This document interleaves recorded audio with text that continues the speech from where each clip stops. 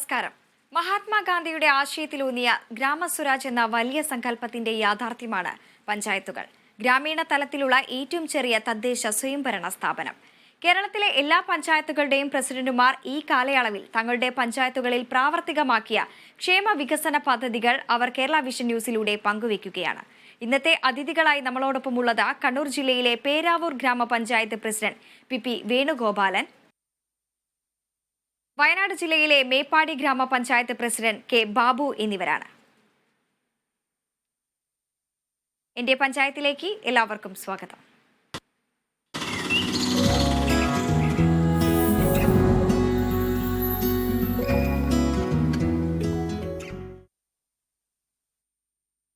പ്രധാനമായും കാർഷിക മേഖലയെ ആശ്രയിക്കുന്ന കണ്ണൂർ ജില്ലയിലെ പേരാവൂർ ഗ്രാമപഞ്ചായത്തിന്റെ ക്ഷേമ വികസന പ്രവർത്തനങ്ങളിലേക്കാണ് ആദ്യമായി നമ്മൾ പോകുന്നത്. ഈ മാലിന്യ സംസ്കരണ രംഗത്ത് കൂടുതൽ ഊന്നൽ നൽകിക്കൊണ്ടുള്ള പ്രവർത്തനങ്ങളാണ് പഞ്ചായത്ത് നടപ്പിലാക്കി വരുന്നത്. ഒപ്പം തന്നെ ആരോഗ്യം, വിദ്യാഭ്യാസം, സ്ത്രീ ശാക്തീകരണം തുടങ്ങിയ മേഖലകളിലും മികച്ച വികസനം തന്നെയാണ് പഞ്ചായത്ത് നടപ്പിലാക്കി വരുന്നത്. പഞ്ചായത്തിന്റെ വികസന പ്രവർത്തനങ്ങൾ പങ്കുവയ്ക്കാൻ ഗ്രാമപഞ്ചായത്ത് പ്രസിഡന്റ് ശ്രീ വേണുഗോപാലനുണ്ട്. നമസ്കാരം ശ്രീ വേണുഗോപാലൻ. ഇതുവരെയുള്ള ഭരണ കാലയളവിൽ സാധാരണ ജനങ്ങളുടെ പ്രശ്നങ്ങളിൽ എത്രത്തോളം താങ്കൾക്ക് ഇടപെടാൻ കഴിഞ്ഞു? ഇതുവരെ നടത്തിയ വികസന പ്രവർത്തനങ്ങളെ കുറിച്ച് എങ്ങനെയാണ് വിലയിരുത്താനാവുക? പേരാവൂർ ഗ്രാമപഞ്ചായത്ത് എന്ന് പറയുന്നത് ഒരു മലയോര മേഖലയാണ്. കുടിയേറ്റത്തിന്റെ സ്ഥിരകേന്ദ്രമാണ് പേരാവൂർ ഗ്രാമപഞ്ചായത്ത്. പ്രധാനമായും കഴിഞ്ഞ 4 വർഷക്കാലം ഗ്രാമപഞ്ചായത്ത് നടപ്പിലാക്കിയിട്ടുള്ള ഒട്ടനവധി വികസന പ്രവർത്തനങ്ങളുണ്ട്. പ്രധാനമായും ശുചിത്വ മേഖലയിലാണ് ഗ്രാമപഞ്ചായത്ത് പ്രവർത്തനങ്ങൾ സംഘടിപ്പിച്ചിട്ടുള്ളത്. ഹരിത കർമ്മസേനയുടെ പ്രവർത്തനങ്ങൾ 16 വാർഡിലും ഹരിത കർമ്മസേന 31ഓളം അംഗങ്ങൾ പ്രവർത്തിക്കുന്നുണ്ട്. മാലിന്യ സംസ്കരിക്കുന്നതിന് വേണ്ടി MCF, അതുപോലെ വാർഡ് തലങ്ങളിൽ മിനി MCFകൾ, ബോട്ടിൽ ബൂത്തുകൾ എന്നിവ പ്രവർത്തിക്കുന്നുണ്ട്.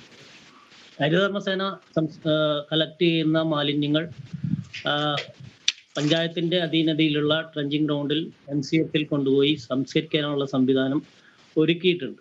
പ്രധാനമായും MCF, അതോടൊപ്പം തന്നെ പ്ലാസ്റ്റിക് സംസ്കരിക്കുന്നതിന് വേണ്ടിയിട്ടുള്ള ഷെഡിങ് യൂണിറ്റ്, അതുപോലെ തന്നെ ജൈവവള ഉൽപാദന യൂണിറ്റ്, അതായത് ജൈവമാലിന്യം സംസ്കരിക്കാനുള്ള ഒരു യൂണിറ്റിന് ഉള്ള പ്രവർത്തനത്തിന്റെ തുടക്കത്തിലാണ് നമ്മളിപ്പോൾ എത്തി നിൽക്കുന്നത്. അതുപോലെ തന്നെ വാർഡ് തലങ്ങളിൽ കമ്മിറ്റികൾ രൂപീകരിച്ച് മാലിന്യ സംസ്കരണ രംഗത്ത് തുടർ ഇടപെടലുകളാണ് നമ്മൾ നടത്തിക്കൊണ്ടിരിക്കുന്നത്. അതോടൊപ്പം തന്നെ ഹരിതകർമ്മസേനയ്ക്ക് ആവശ്യമായുള്ള സഹായങ്ങൾ, അതുപോലെ തന്നെ അവർക്കുള്ള വാഹനം, അതുപോലെ തന്നെ മാലിന്യങ്ങൾ യഥാസമയം ട്രഞ്ചിങ് ഗ്രൗണ്ടിൽ കൊണ്ടുപോകുന്നതിന് വേണ്ടിയിട്ടുള്ള സംവിധാനങ്ങൾ ഉൾപ്പെടെ ഒരുക്കിയിട്ടുണ്ട്. അതോടൊപ്പം തന്നെ നമുക്ക് അടുത്ത കാലത്തായി നമ്മുടെ വഴിയിടം എന്ന പേരിൽ ടേക്ക് എ ബ്രേക്ക് എന്ന നിലയിൽ നമുക്ക് ഒരു സ്ഥാപനം അല്ലെങ്കിൽ ഒരു വഴിയിട വിശ്രമ കേന്ദ്രം ഒരുക്കുന്നതിനു വേണ്ടിയും ഈ രംഗത്ത് നമുക്ക് സാധിച്ചിട്ടുണ്ട്.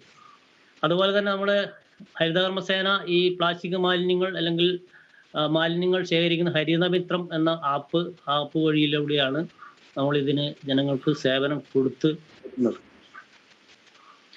അതുപോലെ തന്നെ നേരത്തെ പറഞ്ഞ പോലെ കാർഷിക മേഖലയെ ആശ്രയിച്ച് ജീവിക്കുന്ന ഭൂരിഭാഗം ജനങ്ങൾ അധിവസിക്കുന്ന ഒരു പ്രദേശം എന്ന നിലയിൽ ഒട്ടനവധി പദ്ധതികൾ നമ്മുടെ ഗ്രാമപഞ്ചായത്തിനകത്ത് സംഘടിപ്പിച്ചിട്ടുണ്ട്. പ്രധാനമായും നമ്മുടെ നെൽകൃഷി മേഖലയിൽ കുറച്ചുകൂടി ഊന്നൽ നൽകിക്കൊണ്ട് നമ്മുടെ പാടശേഖരങ്ങൾ, ആ പാടശേഖരങ്ങളുടെ അടിസ്ഥാന സൗകര്യങ്ങൾ വർദ്ധിപ്പിക്കുന്നതിനും അവർക്ക് ആവശ്യമായി സൗകര്യം ചെയ്തു കൊടുക്കുന്നതിന് വേണ്ടിയിട്ടുള്ള പ്രവർത്തനങ്ങൾ സംഘടിപ്പിച്ചിട്ടുണ്ട്.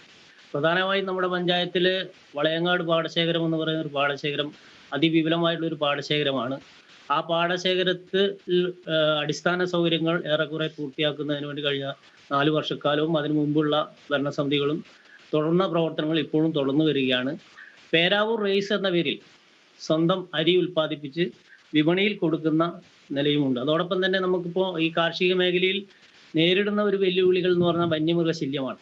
ആനയല്ല, മറിച്ച് കുരങ്ങ്, അതുപോലെ പന്നി എന്നീ വന്യമൃഗങ്ങളുടെ ശല്യം ഈ കാർഷിക മേഖലയെ പ്രതികൂലമായി ബാധിക്കുന്ന ഒന്നായി നമുക്ക് കാണാൻ വേണ്ടി സാധിക്കും. അതുപോലെ തന്നെ എടുത്തു പറയേണ്ടത്, നിലവിൽ ലൈഫ് ഭവന പദ്ധതി പ്രകാരം ആളുകൾക്കെല്ലാം വീടുകൾ എത്തിക്കാൻ സാധിച്ചിട്ടുണ്ടോ? ഇതിൽ എത്രത്തോളം ഈ ഒരു പഞ്ചായത്തിന് ഇടപെടാൻ സാധിച്ചിട്ടുണ്ട്? ലൈഫ് ഭവന പദ്ധതിയിൽ നമ്മൾ ഏകദേശം ലൈഫ് ഭവന പദ്ധതിയിൽ ഗുണഭോക്തൃ ലിസ്റ്റിൽ ഏകദേശം 300 പേരാണുള്ളത്.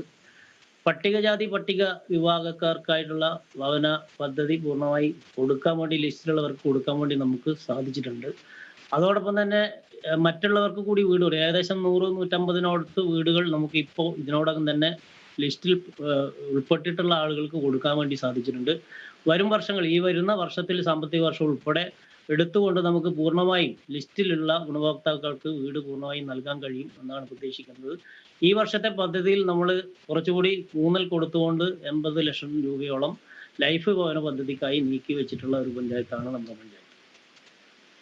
പിന്നാക്ക വിഭാഗത്തിൽ പെടുന്ന ആളുകൾ കൂടുതലായും ഉള്ള ഒരു ഏരിയയാണ്, ഒരു പ്രദേശമാണ് എന്നറിയാൻ സാധിക്കുന്നു.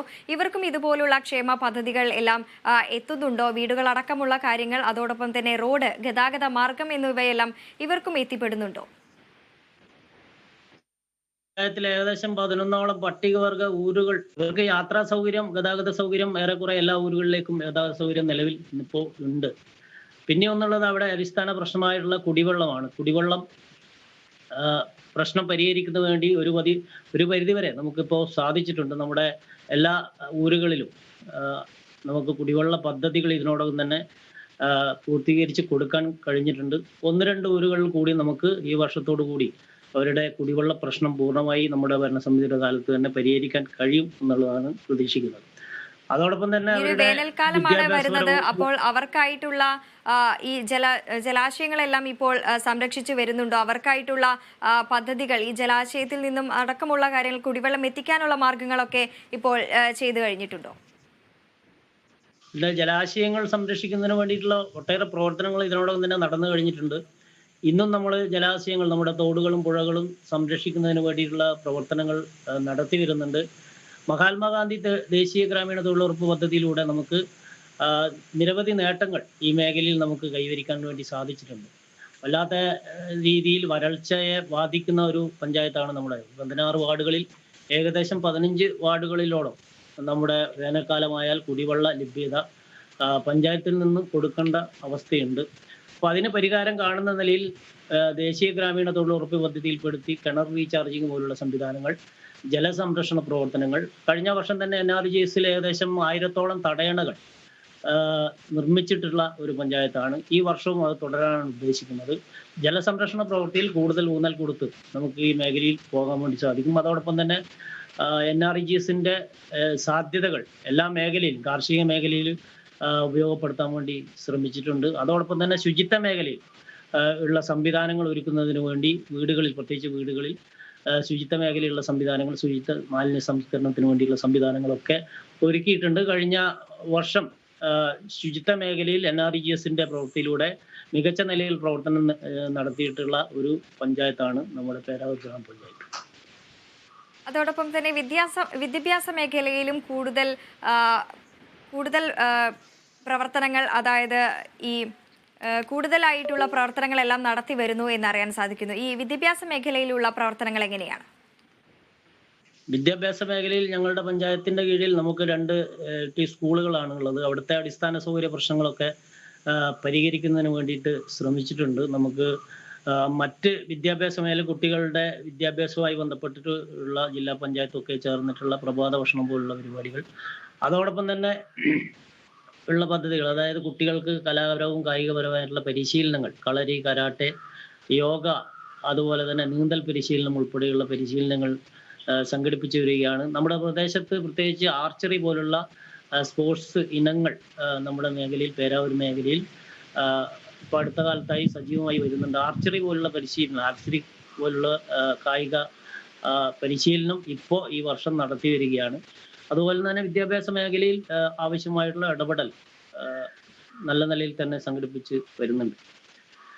സ്ത്രീ ശാക്തീകരണവുമായി ബന്ധപ്പെട്ട് പഞ്ചായത്തിന്റെ ഏതൊക്കെ തരത്തിലുള്ള ഇടപെടലുകളാണ് ഇപ്പോഴും നടന്നു വരുന്നത്?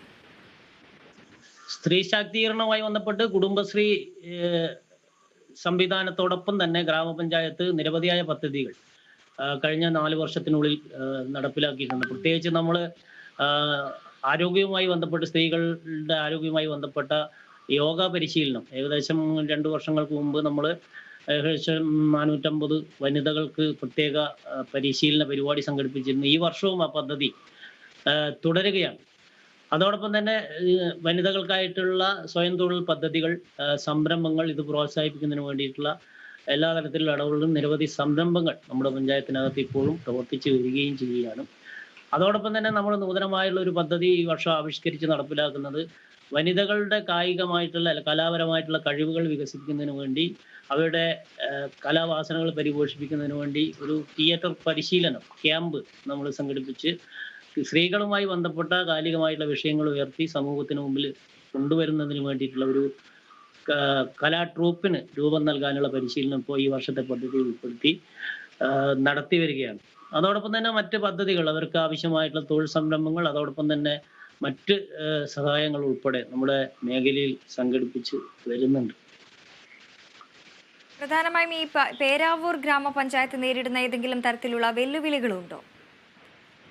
വെല്ലുവിളികൾ ഒന്ന് പറയുന്നത് നമുക്ക് ഈ വന്യമൃഗശല്യവുമായി ബന്ധപ്പെട്ട കാർഷിക മേഖലയെ ആശ്രയിച്ച് ജീവിക്കുന്ന ജനവിഭാഗങ്ങൾ ഭൂരിഭാഗമുള്ള പ്രദേശം എന്ന നിലയിൽ വന്യമൃഗശല്യമാണ് നമുക്ക് പ്രധാനമായി. ആനയുടെ ശല്യം ഇല്ലെങ്കിലും നമുക്ക് ഈ നേരത്തെ പറഞ്ഞതുപോലെ കുരങ്ങ്, അതുപോലെ തന്നെ പിന്നെ പന്നി, ഈ 2 ശല്യം. പന്നിയുടെ ശല്യം ഇപ്പോൾ നമുക്ക് പന്നിയെ വെടിവെക്കാനുള്ള ഉത്തരവൊക്കെ ഉണ്ടെങ്കിലും അതൊക്കെ ഫലപ്രദമായി നമുക്ക് മുന്നോട്ട് കൊണ്ടുപോകാൻ കഴിയാത്ത അവസ്ഥയുണ്ട്. പല കാരണങ്ങൾ കൊണ്ടും അവസ്ഥയുണ്ട്. എന്നാലും കുറേയൊക്കെ പരിഹരിക്കാൻ നമുക്ക് ഇടപെടലിന്റെ ഭാഗമായി കഴിഞ്ഞിട്ടുണ്ട്. പ്രധാനമായും നേരിടുന്നത് ഈ ഒരു വിഷയമാണ്. മറ്റ് വിഷയങ്ങളൊന്നും തന്നെ പ്രതികൂലമായിട്ട് ഇല്ല എന്നുള്ളതാണ് പറയാൻ.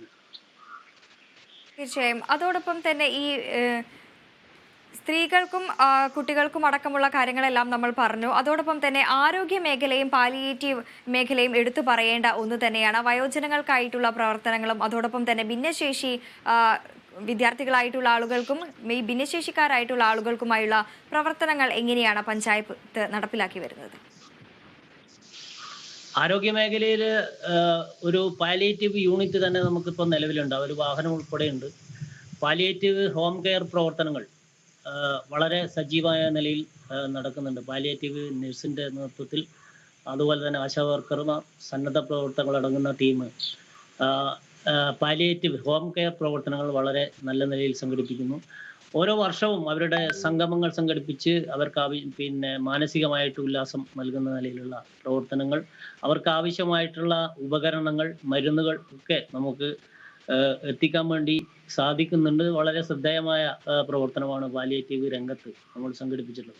അതോടൊപ്പം തന്നെ നമ്മുടെ ആരോഗ്യ മേഖലയിൽ നമ്മുടെ പേരാവൂർ താലൂക്ക് ആശുപത്രിയാണ്. അതിനുശേഷം 2 സബ് സെന്ററുകൾ നമ്മുടെ പഞ്ചായത്തിനകത്ത് പ്രവർത്തിക്കുന്നുണ്ട്. പ്രാദേശികമായി ആളുകൾക്ക് വരാനും അവരുടെ രോഗനിർണയം നടത്താനും ആവശ്യമായ പരിശോധന, അത് സബ് സെന്ററുകളുടെ പിന്നെ സാഹചര്യം, അതായത് അതിന്റെ അടിസ്ഥാന സൗകര്യം ഏറെക്കുറെ എല്ലാ നിലയിലും മെച്ചപ്പെട്ട സബ് സെന്ററുകളാണ് നമുക്ക് ഉള്ളത്. അതിന്റെ കീഴിലുള്ള ശ്രദ്ധേയമായിട്ടുള്ള പ്രവർത്തനങ്ങൾ ആരോഗ്യ മേഖലയിൽ നടത്തി വരുന്നു. ക്യാൻസർ നിർണയ ക്യാമ്പ് പോലുള്ള ക്യാമ്പുകൾ, അത് പ്രാദേശികമായിട്ടുള്ള മെഡിക്കൽ ക്യാമ്പുകൾ ഉൾപ്പെടെ ആയുർവേദവും അലോപ്പതി, ഹോമിയോ ഉൾപ്പെടെയുള്ള സംവിധാനം ചെയ്തു. അതോടൊപ്പം തന്നെ ഈ വിദ്യാർത്ഥികളെ കേന്ദ്രീകരിച്ച് പല വിധത്തിലുള്ള പ്രവർത്തനങ്ങളാണ് പേരാവൂർ ഗ്രാമപഞ്ചായത്തിന്റെ ഭാഗത്തു നിന്നും ഉണ്ടാകുന്നത്. ഒപ്പം തന്നെ ഈ ലഹരി വിരുദ്ധ പദ്ധതികൾ അല്ലെങ്കിൽ ലഹരി വിരുദ്ധ പ്രവർത്തനങ്ങൾ, അത്തരത്തിലുള്ള കാര്യങ്ങളിലെല്ലാം പഞ്ചായത്തിന്റെ ഇടപെടലുകൾ എങ്ങനെയാണ്? ബോധവൽക്കരണ ക്ലാസുകൾ ഉൾപ്പെടെ നടത്താറുണ്ട്. ലഹരി വിരുദ്ധ പ്രവർത്തനങ്ങളുടെ ഭാഗമായി സ്കൂൾ തലങ്ങളിൽ, അതോടൊപ്പം തന്നെ വാർഡ് തലങ്ങളിൽ ഉള്ള പ്രവർത്തനങ്ങൾ വിമുക്തി എന്ന ഇതുമായി ചേർന്നുകൊണ്ട് നമ്മൾ സംഘടിപ്പിക്കാറുണ്ട്. എല്ലാ മാസങ്ങളിലും ഇതിൻ്റെ യോഗങ്ങൾ ചേരുകയും വിലയിരുത്തുകയും ആവശ്യമായ ഇടപെടലുകൾ ഈ രംഗത്ത് നടത്തുകയും ചെയ്യാം. പിന്നെ വിദ്യാർത്ഥികൾ എന്നതിലെ ശ്രദ്ധേയമായിട്ടുള്ള ഒരു പ്രവർത്തനം കഴിഞ്ഞ വർഷം നമ്മൾ കാഴ്ചവെച്ചിട്ടുള്ളത് വിദ്യാർത്ഥികൾക്കായിട്ടുള്ള, കുട്ടികൾക്കായിട്ടുള്ള ഒരു തിയേറ്റർ ഗ്രൂപ്പിന് നമ്മൾ രൂപം നൽകിയിട്ടുണ്ട്. കുട്ടികളുടെ കലാവാസന ഉയർത്തുന്നതിനും കുട്ടികളുമായി ബാധിക്കുന്ന വിഷയങ്ങൾ ഉയർത്തിപ്പിടിച്ചുകൊണ്ട് തിയേറ്റർ ഗ്രൂപ്പ് രൂപീകരിക്കുകയും നമ്മൾ ആ തിയേറ്റർ ഗ്രൂപ്പിൻ്റെ പരിശീലനം പൂർത്തിയാക്കി നമ്മുടെ ഗ്രാമപഞ്ചായത്തിൻ്റെ വിവിധ പ്രദേശങ്ങളിൽ, വിദ്യാലയങ്ങളിലൊക്കെ ഇത് പ്രദർശിപ്പിക്കുന്ന നില കൂടി ഉണ്ടായിട്ടുണ്ട്. അതുപോലെ തന്നെ നേരത്തെ പറഞ്ഞ അവരുടെ കായികമായിട്ടുള്ള കഴിവുകൾ വർദ്ധിപ്പിക്കുന്നതിന് വേണ്ടിയുള്ള പരിശീലനങ്ങൾ ഉൾപ്പെടെ കുട്ടികളുടെ മേഖലയിൽ സംഘടിപ്പിച്ചിട്ടുണ്ട്. കഴിഞ്ഞ ഭരണസമിതിയുടെ കാലത്ത് ഏറ്റവും നല്ല ആ, ശിശു സൗഹൃദ പഞ്ചായത്തിനുള്ള ദേശീയ പുരസ്കാരം ലഭിച്ചിട്ടുള്ള ഒരു പഞ്ചായത്ത് കൂടിയാണ് നമ്മുടെ പഞ്ചായത്ത്. ആ പഞ്ചായത്തിന്റെ ആ പ്രവർത്തനങ്ങൾ കഴിഞ്ഞ ഭരണസമിതിയുടെ കാലത്ത് നടത്തിയുള്ള പ്രവർത്തനങ്ങൾ അതേപോലെ തന്നെ ഏറ്റെടുത്ത് തുടർന്ന് പ്രവർത്തനം നടത്താൻ നമുക്ക് സാധിക്കുന്നുണ്ട്. ശ്രീ വേണുഗോപാലൻ, കൂടുതൽ ഈ ഗതാഗത സൗകര്യങ്ങളെല്ലാം ഉൾപ്പെടുത്തിക്കൊണ്ടുള്ള ഈ എല്ലാ തരത്തിലും ഗതാഗത സൗകര്യം ഉൾപ്പെടുത്തിക്കൊണ്ടുള്ള ഒരു റോഡ് ഗതാഗത മാർഗങ്ങൾ തന്നെയാണ് ഈ പേരാവൂർ ഗ്രാമപഞ്ചായത്തിൽ ഉള്ളത്. ഈ വരുംകാല വികസന പ്രവർത്തനങ്ങളിൽ ഈ ഗതാഗത സൗകര്യങ്ങൾ അതോടൊപ്പം തന്നെ ഇത് ടൂറിസത്തിന് വഴിവെക്കുന്ന രീതിയിൽ ഏതെങ്കിലും തരത്തിലുള്ള പ്രവർത്തനങ്ങൾക്ക് മാതൃകയാകാവുന്ന തരത്തിൽ എന്തെങ്കിലും പ്രവർത്തനങ്ങൾ നടത്തുന്നുണ്ടോ? ഗ്രാമീണ റോഡുകൾ പേരാവൂർ ഗ്രാമപഞ്ചായത്തിനെ സംബന്ധിച്ച് ഒട്ടനവധിയുണ്ട്. 90-95% ഗ്രാമീണ റോഡുകൾ കോൺക്രീറ്റോ ടാറിങ്ങോ ചെയ്ത് നമ്മൾ പൂർത്തീകരിച്ചിട്ടുണ്ട്. അതോടൊപ്പം തന്നെ പുതിയ സംവിധാനം എന്നതിൽ ഗ്രാമീണ ചെറിയ റോഡുകൾ ഇന്റർലോക്ക് സംവിധാനത്തിലേക്ക് കഴിഞ്ഞ വർഷം മുതൽ നമ്മൾ കുറേയേറെ റോഡുകൾ ചെയ്തിട്ടുണ്ട്. അതുപോലെ തന്നെ ടൂറിസവുമായി ബന്ധപ്പെട്ട് പരിഗണിക്കേണ്ട മേഖലകൾ നമുക്ക് ഒട്ടനവധി ഉണ്ട്. പ്രധാനമായും പുരളിമല, അതോടൊപ്പം തന്നെ മയിലാടുംപാറ പോലുള്ള പ്രദേശങ്ങൾ, പുരളി മലയുടെ വികസനം, അതോടൊപ്പം നല്ല ടൂറിസ്റ്റ് മേഖല നമുക്കുണ്ട്. അതുപോലെ തന്നെ കോട്ടക്കുന്ന് പോലുള്ള പഴശ്ശിയുടെ ചരിത്രം ഉറങ്ങുന്ന മേഖലയായ കോട്ടക്കുന്ന് ഉൾപ്പെടെയുള്ള സാധ്യതകൾ ടൂറിസം മേഖലയിലുണ്ട്. ആ സാധ്യതകൾ ഉപയോഗപ്പെടുത്താൻ വേണ്ടി വരും വർഷങ്ങളിൽ നമുക്ക് സാധിക്കേണ്ടതായിട്ടുണ്ട് എന്നുള്ളതാണ് കാണുന്നത്. അതോടൊപ്പം തന്നെ പറയാൻ വിട്ടുപോയത് ഒന്ന് നമ്മുടെ മൃഗസംരക്ഷണ മേഖലയാണ്. മൃഗസംരക്ഷണ മേഖലയിൽ വലിയ രീതിയിലുള്ള ഇടപെടൽ, കാർഷിക മേഖലയിൽ മൃഗസംരക്ഷണ മേഖലയിൽ പാലുൽപാദനം വർദ്ധിപ്പിക്കുന്നതിന് വേണ്ടിയിട്ടുള്ള ഇടപെടലുകൾ, അത് നമുക്ക് കർഷകർക്ക് സബ്സിഡി നിരക്കിൽ പശുവിനെ വിതരണം ചെയ്യാനും കാലിത്തീറ്റ സബ്സിഡി കൊടുക്കാനും പാലിന് സബ്സിഡി ഉൾപ്പെടെയുള്ള സബ്സിഡികൾ എല്ലാ വർഷവും നമ്മൾ കൊടുത്തു വരികയാണ്. തദ്ദേശീയമായി മൃഗസംരക്ഷണ മേഖല, അതോടൊപ്പം തന്നെ മുട്ടക്കോഴി വിതരണം, അതുപോലെയുള്ള പദ്ധതികളൊക്കെ നമ്മൾ നടപ്പിലാക്കി വരികയാണ്. മറ്റൊന്ന് നമ്മുടെ വയോജനവുമായി ബന്ധപ്പെട്ടതാണ്. വയോജനങ്ങൾ നമ്മുടെ സമൂഹത്തിന്റെ പ്രധാനപ്പെട്ട ഒരു വിഭാഗം എന്ന നിലയിൽ അവരുടെ വിഷയങ്ങളിൽ ഇടപെടാനും അവർക്ക് ആവശ്യമായിട്ടുള്ള മാനസികമായിട്ടുള്ള ശാരീരികമായിട്ടുള്ള ഉല്ലാസം നൽകുന്ന പദ്ധതികൾക്ക് കഴിഞ്ഞ വർഷങ്ങളിൽ ഈ വർഷങ്ങളും നമ്മൾ ഊന്നൽ നൽകിക്കൊണ്ട് പ്രവർത്തിച്ചിട്ടുണ്ട്. നമ്മുടെ വയോജനങ്ങളായിട്ടുള്ള ആളുകളെ നമുക്ക് അവരെ ഉല്ലാസയാത്ര പോലുള്ള പരിപാടികൾ, അതായത് ടൂർ ഉൾപ്പെടെയുള്ള പദ്ധതികൾ സംഘടിപ്പിച്ച് അവർക്ക് മാനസികമായിട്ടുള്ള ഉല്ലാസം നൽകുന്ന പദ്ധതികൾ നൽകി വരികയാണ്. അതിനോടനുബന്ധിച്ച് മറ്റ് പദ്ധതികൾ അവർക്ക് നൽകുകയാണ്. നമ്മുടെ വയോജന വിശ്രമ കേന്ദ്രങ്ങൾ, അതായത് പകൽ വീടുകൾ നമ്മുടെ ഗ്രാമപഞ്ചായത്തിനകത്ത് 2-3 നിലവിലുണ്ട്. ഇപ്പോൾ ഒരു 3 പ്രവൃത്തി പൂർത്തീകരിച്ച് ഇപ്പോൾ നമുക്ക് നമ്മുടെ ഭരണസമിതിയുടെ കാലത്ത് തന്നെ അത് തുറന്നു കൊടുക്കാൻ വേണ്ടി സാധിക്കും. വയോജന വിശ്രമ കേന്ദ്രങ്ങൾ മാത്രമല്ല, അവർക്ക് ആവശ്യമായ സൗകര്യങ്ങൾ, സഹായം നൽകുന്നതിന് വേണ്ടി കെയർടേക്കർമാരെ നിയമിച്ച് അല്ലെങ്കിൽ അവരെ നിയോഗിച്ചുകൊണ്ട് അവരുടെ വിഷയങ്ങൾ മനസ്സിലാക്കാനും ഇടപെടാനും കഴിയുന്ന തരത്തിലേക്ക് ഉള്ള പദ്ധതികൾക്ക് നമ്മൾ രൂപം നൽകിയിട്ടുണ്ട്. അത് ഈ വർഷം നമുക്ക് നടപ്പിലാക്കാനുള്ള ശ്രമത്തിലാണ്. വയോജന വിശ്രമ മന്ദിരം എന്ന നിലയിൽ 3 കേന്ദ്രങ്ങൾ നമുക്ക് ഈ വർഷം തന്നെ പുതിയതായി ആരംഭിക്കാൻ വേണ്ടി സാധിക്കും എന്നുള്ളതാണ്. തീർച്ചയായും പേരാവൂർ ഗ്രാമപഞ്ചായത്ത് പ്രസിഡന്റ് പി വേണുഗോപാലനാണ് പഞ്ചായത്തിന്റെ ക്ഷേമ വികസന പ്രവർത്തനങ്ങൾ പങ്കുവച്ചത്. വരും വർഷങ്ങളിലും ജനഹിതം ഉചിതമാകട്ടെ എന്ന് ആശംസിക്കുകയാണ്. നന്ദി ശ്രീ വേണുഗോപാൽ.